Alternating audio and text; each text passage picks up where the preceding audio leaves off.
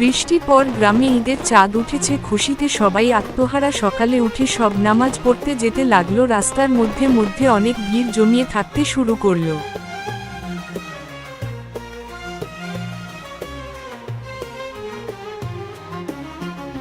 ঈদগাহ ময়দানে অনেক বাচ্চাদের ভিড় জমেছে। সব রাস্তার মধ্যে খেলা করছে আর তেনার বাবারা সব নামাজ পড়তে মসজিদে।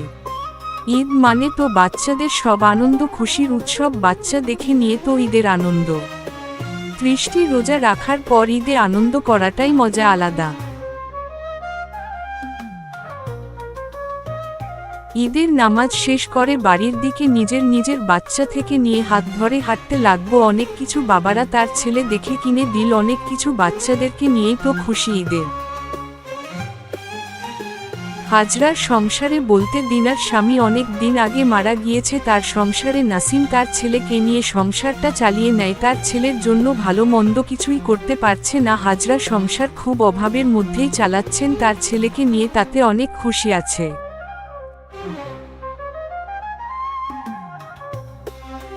মা এখনো রান্না হয়নি, তাহলে মা আমি বন্ধুদের সঙ্গে দেখা করে আসি, তাদেরকে আমি সালাম দিয়ে আসছি।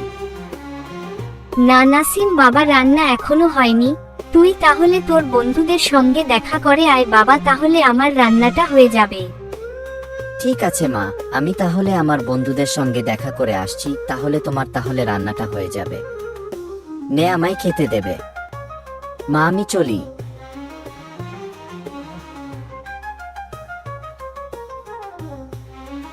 সেই বলে নাসিম মিয়া বন্ধুদের সঙ্গে দেখা করতে বেরিয়ে পড়ল। অনেক রাস্তাতে ছোট ছোট ছেলেরা ঈদের জন্য খেলা করছে।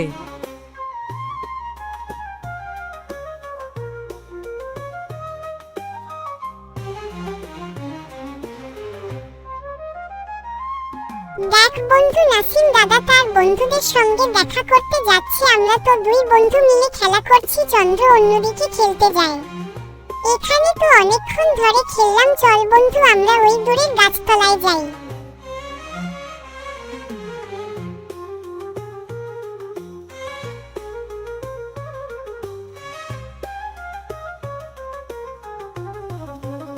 আসসালামু আলাইকুম বন্ধু, তোদের সবকে ঈদ মোবারক বন্ধু।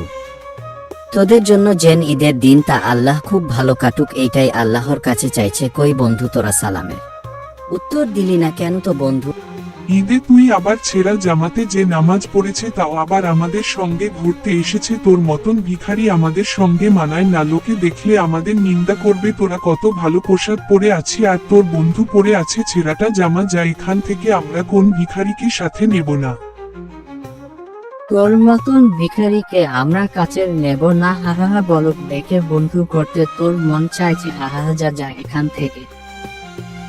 আমার বাবা বেঁচে নাই, তাই আমায় ঈদের নতুন জামা কাপড় মা আমায় দিতে পারে না, তাই আমি ছেঁড়া জামা পরে নামাজ পড়েছি। বন্ধু তোরা কেন এরকম করছিস? মাসুদ বাবা, তুমি এটা কি করছো? নাসিমকে এইভাবে কেন অপমান করছো? আমি তো দূর থাকা সব দাঁড়িয়ে দাঁড়িয়ে দেখলাম। তোমরা যেইভাবে ব্যবহার করছো সেটা সঠিক না। আমাদের ইসলাম এটা শিক্ষা দেয়নি যে ঈদের দিনে এইরকমভাবে কেউর মনে আঘাত দিতে নেই। তোমরা যেই ব্যবহারটা দেখালে নাসিমের সঙ্গে, তোমাদের এটা সঠিক না। আমাদের ঈদে সঠিকভাবে সবার সাথে ঘাড় মিলিয়ে সালাম জানাবার ইসলাম বলেছে। নাসিম গরিব হতে পারে, তার মনটা অনেক ভালো। মাসুদ, তোমরা নাসিমের কাছে ক্ষমা চেয়ে নাও আর তোমরা একসঙ্গে থাকো। নাসিম বন্ধু, আমাদের মাফ করে দিয়ে, আমরা তোর সঙ্গে অনেক বড় ভুল করেছি।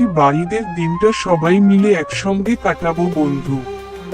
মাসুদ বন্ধু, চল আমরা একসঙ্গে ঘুরতে যাব। বন্ধু তোরা কেন ক্ষমা চাইছি? আমি তোদের কথায় কিছু মনে করিনি। হ্যাঁ, আমরা যাব একসঙ্গে, ঘুরব ফিরব, ঈদে আনন্দ করব। আজকে আমাদের অনেক মজা হবে। আমাদের ঈদ মনি সবাই মিলেমিশে থাকাটাই নামই হলো ইসলাম। ঈদের দিন কেউ মনে কষ্ট দিও না, যে সেই কষ্টটা তোমার মনে থাকবে। কখনো কষ্ট দিয়া কথা কাউকে বলো না। ঈদের দিন মিলেমিশে সময়টা কাটিয়ে দেন।